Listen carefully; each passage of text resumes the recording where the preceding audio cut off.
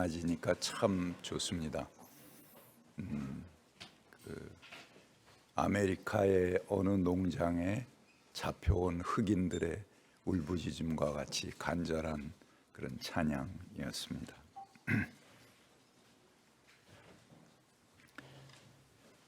오늘 제가 설교 제목으로 삼은 것은 어제 안장 예배를 드린 고 임보라 목사가 외치던 말씀입니다.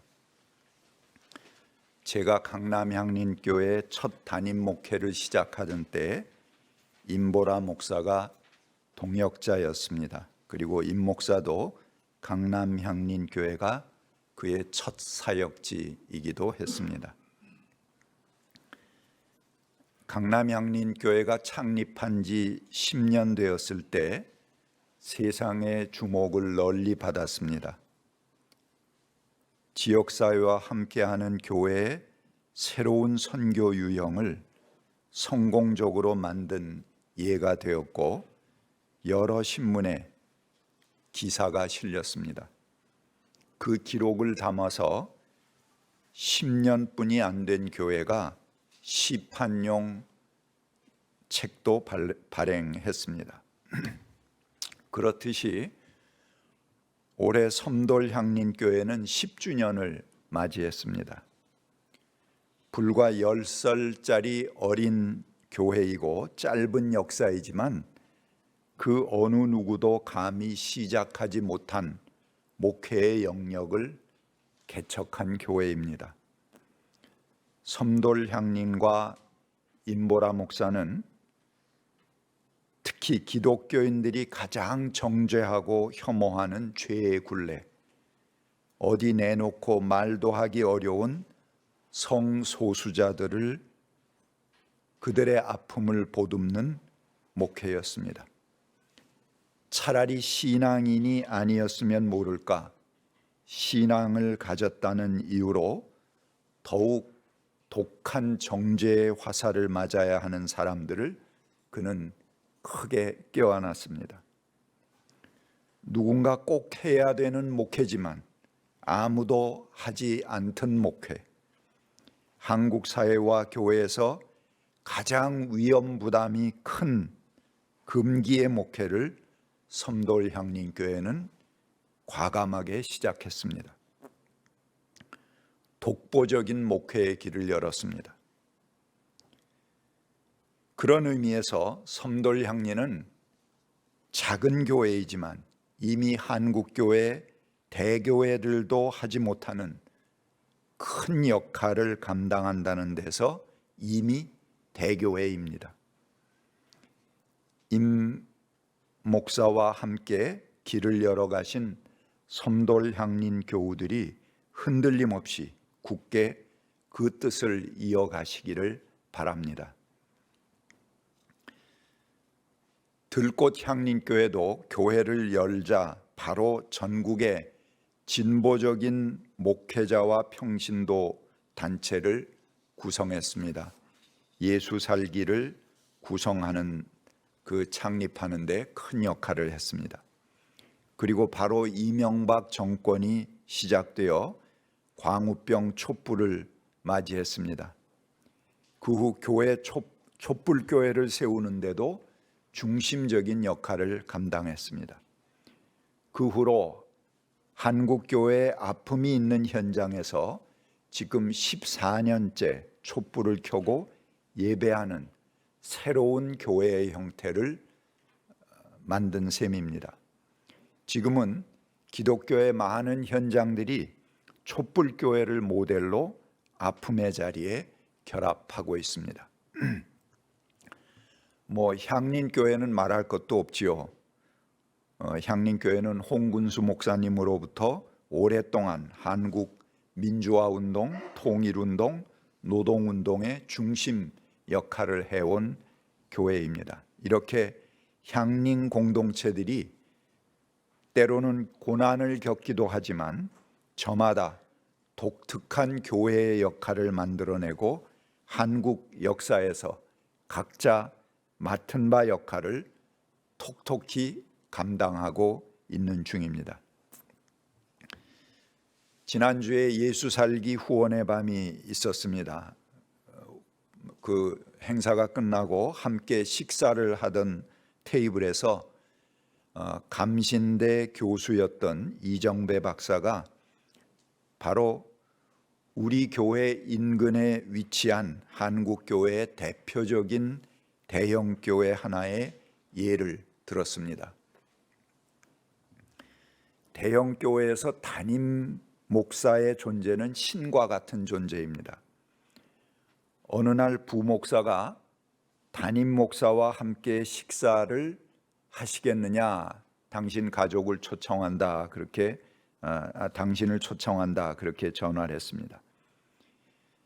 집사님이 부푼 마음으로 이거 참 일생에 한두 번 올까 말까 한 기회인데 그러면 기꺼이 제가 나가겠습니다. 그리고 식사비는 제가 부담하겠습니다. 그랬더니 여러 교육자들이 같이 나가니까 식사비가 좀 든다 그렇게 얘기를 하더래요. 근데 우리말이 이게 좀 든다 할 때 좀이라는 게 조금이라는 뜻인데 사실은 좀 든다 그러면은 여간 드는 것이죠. 그래서 얼마나 준비하면 되겠느냐 그렇게 물었더니 300만 원을 부담하시길 바란다 그렇게 말하더래요. 그래서 좀 부담이 되지만 일생에 한 번 정도인데 그거 못하랴 이렇게 하고 큰 마음을 먹고 기꺼이 하겠다고 하고 그 자리에 나갔는데 거기 자기와 같은 초청을 받고 그 자리에 불려온 사람들이 300명 있었다고 합니다. 썩을 대로 썩은 이 한국 교회를 어떻게 해야 됩니까?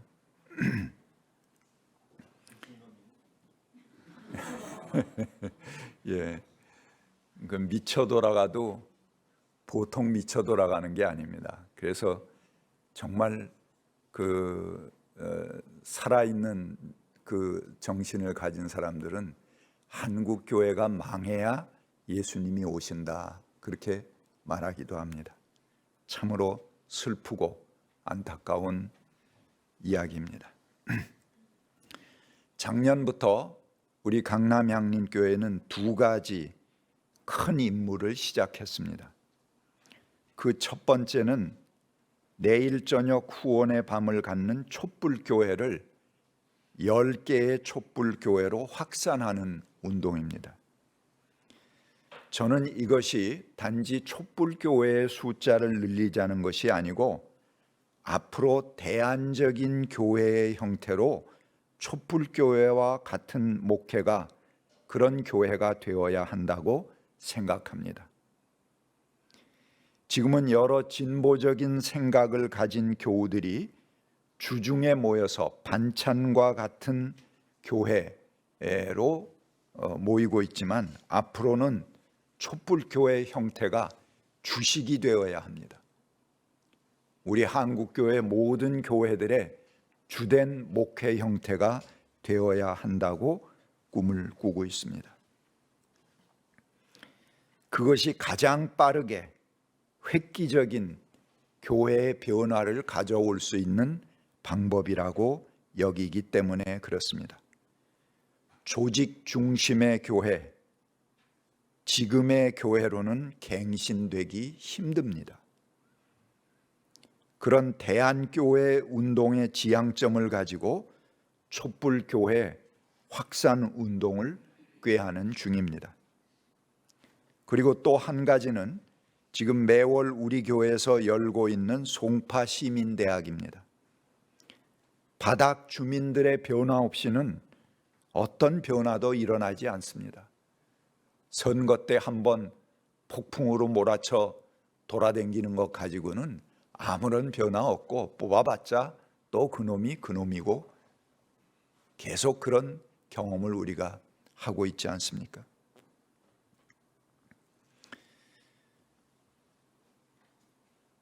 저는 이런 교회가 중심이 돼서 하는 송파 시민대학과 같은 그런 행사들이 모든 교회들이 함께 지역 주민들과 소통하는 장으로 펼쳐지기를 원합니다. 그래야 교회도 바뀌고 지역의 시민운동도 힘을 얻는 역할이 될 것입니다. 오늘 본문 말씀은 십자가를 지키러 가시는 주님께서 자신을 보고 우는 여인들을 향해서 하신 말씀입니다. 그들을 향해서 나를 두고 울지 말고 너희와 너희 자녀를 두고 울라, 그렇게 말씀하셨습니다.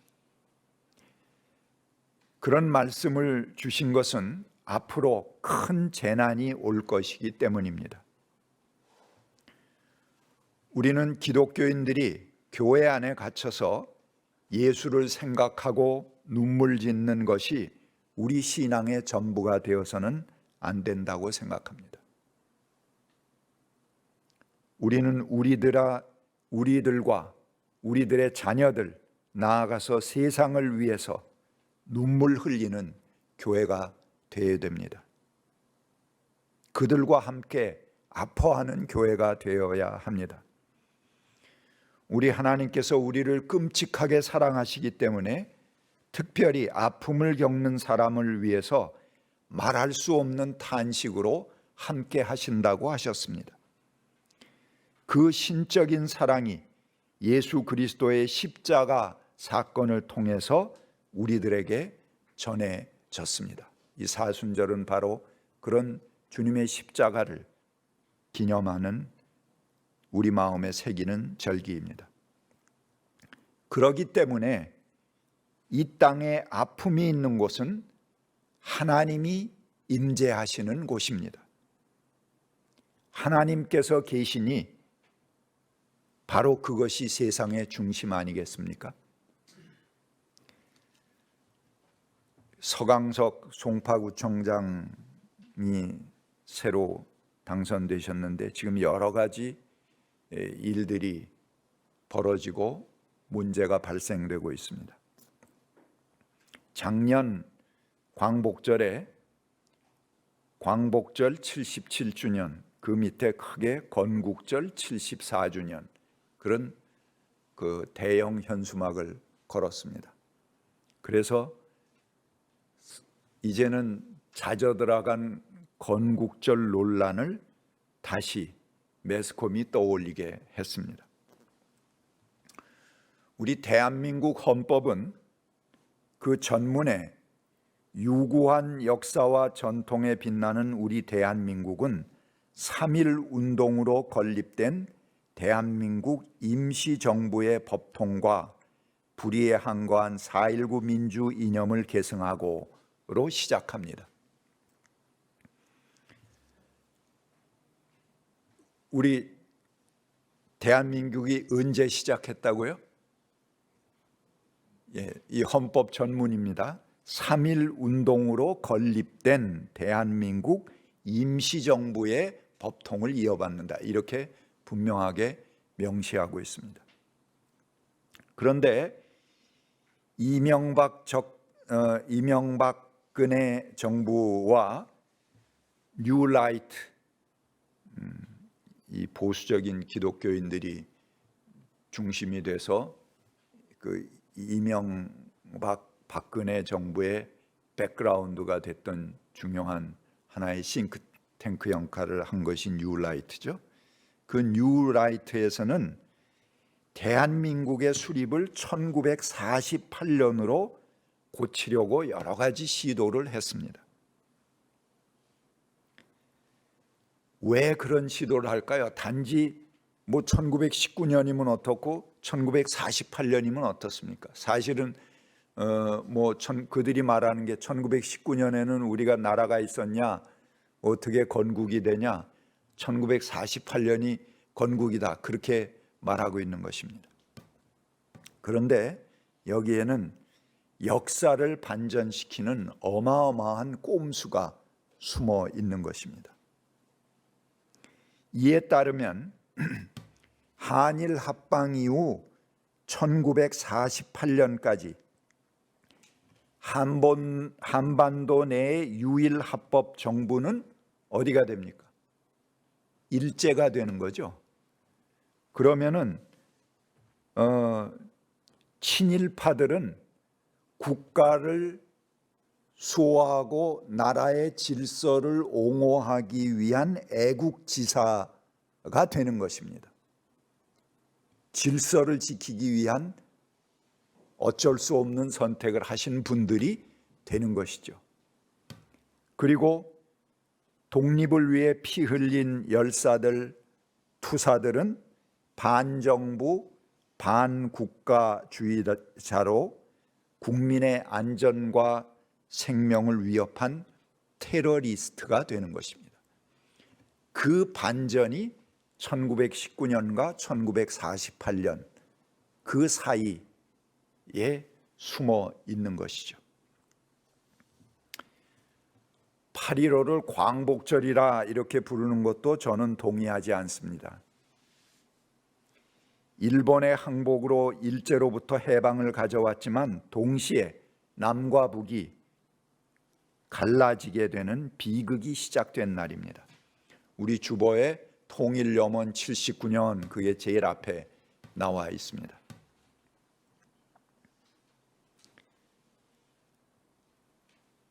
그 한반도 남쪽에 한시적인 조건부로 미국이 들어와서 미군이 여러 차례 국제적인 약속을 어겨가면서 79년이나 이 땅의 한쪽을 지배하고 있습니다.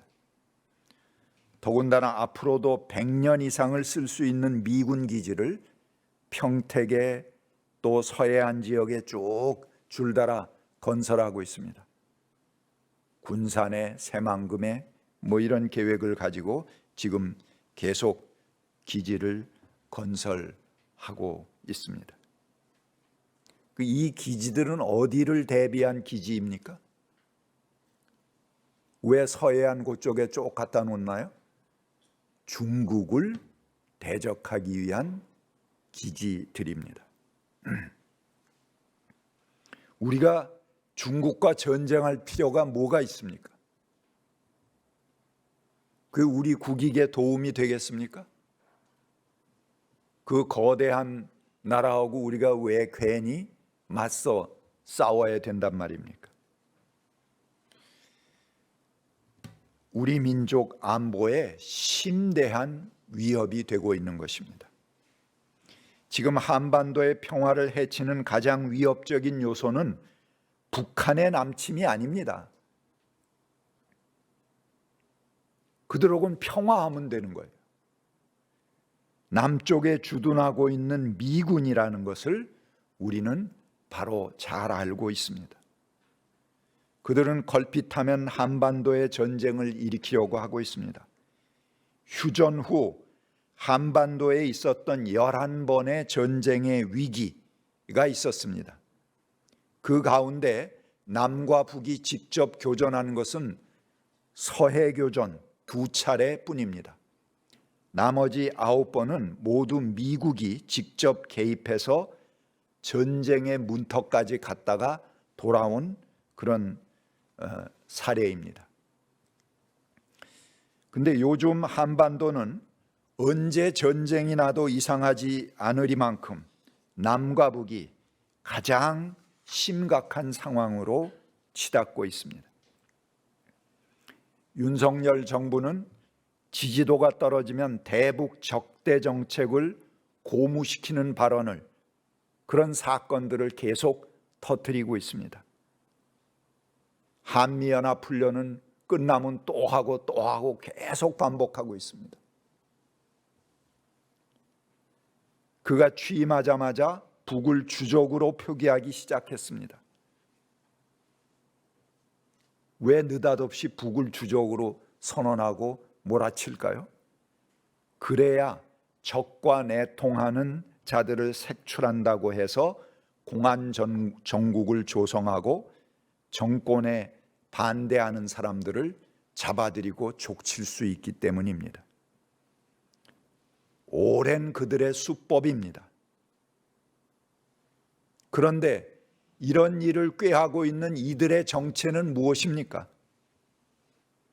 여러분 기억하시는지 모르겠습니다. 젊은이들은 잘 모를 텐데 이회창 때 북한에 돈 주머니 쌓아주고 우리 쪽을 향해서 총격을 요청한 정당이 바로 그들입니다. 지금 이들이 여기저기 노동, 시민운동, 여러 지역 단체들을 국가보안법으로 때려잡고 있습니다. 계속 구속하고 잡아들이고 있습니다. 국가안보는 매우 중요한 것입니다. 그런데 이거 가지고 장난질 치면은 안 됩니다. 어떻게 삐끗하면 전쟁이 일어날 수도 있는 것입니다. 이들은 미국을 믿고 일본에 기대며 마음껏 내부 정적들을 제거하려는 공안 정국을 일으키고 있습니다. 또 무슨 일을 일으킬지 뉴스 보기가 겁납니다. 국민들은 불안합니다. 자신이 실정을 할수록 새로운 사건들로 사건을 덮기 위해서 무슨 모험, 무슨 음모를 꾸며댈지 모르는 상황에 있습니다. 미국이 우리 작전권을 가지고 있다는 것은 참으로 창피한 일입니다.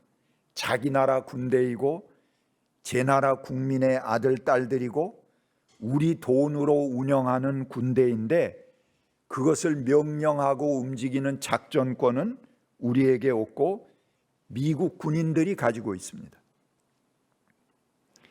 전 세계 어떤 나라도 갖지 않은 수치스러운 형태입니다. 3.1절에 우리가 과연 완전한 독립국가인가 심각하게 생각해 보아야 합니다. 그런데 요즘 윤석열 정부가 행하는 것을 보고 차라리 작전권을 갖고 있지 않은 것이 다행이다 라고 말하는 사람들도 있습니다. 오죽하면 그런 말을 하겠느냐만 그것은 넌센스입니다. 미국이 직접 개입해 전쟁의 문턱까지 간 9번의 위기가 있었다고 했습니다.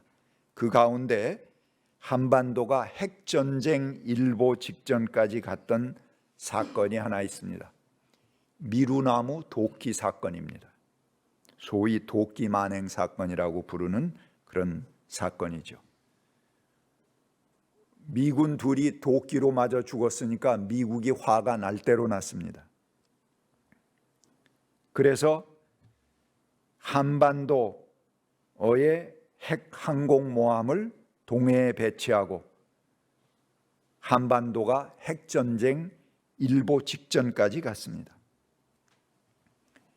사건 전말이 어떻든 간에 미군 2명이 죽었다고 해서 한반도에서 적어도 수백만 명 이상이 희생될 수 있는 핵전쟁을 치르는 것이 말이 됩니까? 미국 사람 2명 죽었다고 우리 목숨 수백만 명쯤은 죽어도 좋다고 생각하는 사람들이 바로 그들입니다. 이렇게 위험한 존재들에게 우리의 생명과 운명을 송두리째 맡겨놓고도 편안할 수 있는 뿌리 깊은 사대주의 망령들을 어떻게 해야 하겠습니까? 이런 현실을 보면 가슴이 무너져 내립니다. 대한민국은 건국 과정에서 미군이나 한국군 손에 의해 죽임당한 숫자가 민간인이 죽임당한 군인이 아닙니다. 100만 명에 달합니다. 여러 곳에 그 증거들이 드러나고 있습니다. 민간인들 사이에 위험 분자가 하나 있다 그러면 무차별 기관총을 난사하고 헬기에서 총을 쏘고 피아를 가리지 않고 무차별 학살을 했습니다. 그래서 소위 빨갱이 색출을 위해서 대표적인 게 4.3 사건이고 거창, 여수 수많은 그런 그 소위 반란 사건이라고 이야기되는 민간인 학살 사건들이죠. 6.25 전쟁으로 죽은 것보다 훨씬 많은 숫자가 빨갱이 색출로 인해서 죽임을 당했습니다. 그런데 그놈의 빨갱이 색출놀이가 아직도 계속 이어지고 있습니다. 그들이 만들어낸 빨갱이 대다수는 그냥 순진한 국민들입니다. 3.1 운동입니까? 3.1 혁명입니까? 혁명이라는 것은 체제의 근본을 바꾸는 것을 혁명이라고 합니다. 그런데 3.1절에 한국사에서 민주공화제 국가를 탄생시키는 획기적인 선언을 하고 그런 계기가 되었던 것입니다. 3.1 혁명은 양반 지배자 중심의 왕조 질서를 걷어내는 전환점이었습니다. 3.1 혁명 이전의 독립운동은 일정 부분 옛 왕조를 회복하는 운동들이었습니다. 그러나 대동단결선언, 1917년에 있었던 선언입니다. 여기는 대한제국이 포기한 주권은 인민에게 전수되었다라고 주장합니다. 저 황제권 소멸의 때가 곧 민권 발생의 때요, 구한국 최후의 날은 곧 신한국 최초의 날이다 라고 선언하고 있는 것입니다. 이 대동단결선언의 한 규절을 제가 읽어드리겠습니다. 한의 주권은 한인에게만 속하니 임금이라 하더라도 이민족에게 주권을 넘길 수는 없다. 임금이 그리하면 그때로부터 즉시 주권은 국민에게 귀속되는 것이다. 따라서 1910년 8월 29일부터 한의 주권은 한의 국민에게 속한다 라는 선언입니다. 대동단결선언에 이어서 대한독립선언서가 1919년에 나왔고 28 독립선언서 또 3.1 독립선언서로 1919년에 줄달아 이런 새로운 체제의 대한민국을 선포했습니다.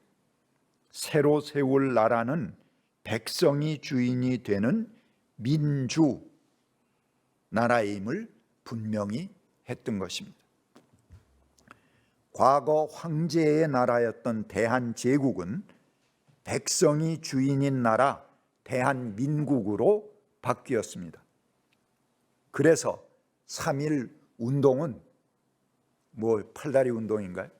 그게 아니고 3.1 혁명입니다.